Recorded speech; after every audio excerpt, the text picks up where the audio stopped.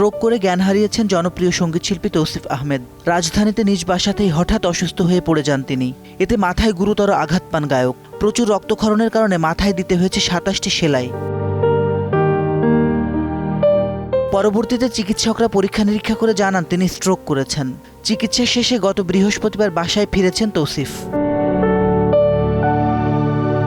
দীর্ঘদিন ধরেই শারীরিক অসুস্থতার সঙ্গে লড়াই করছেন তৌসিফ, যে কারণে নিয়মিত গান করাও সম্ভব হচ্ছে না তার। শোবিজ থেকে দূরে থাকায় ভালো নেই তিনি।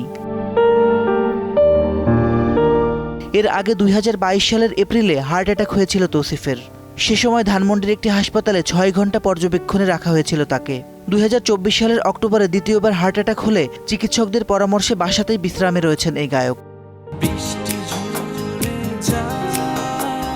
দূরে কোথাও আছি বসে, বৃষ্টি ঝরে যায়, এ মনের আঙিনায়, জান পাখির মতো বহু জনপ্রিয় গানে কণ্ঠ দিয়েছেন তৌসিফ।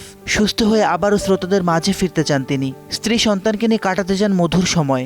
শারীরিক জটিলতায় সকলের দোয়া চেয়েছেন গায়ক।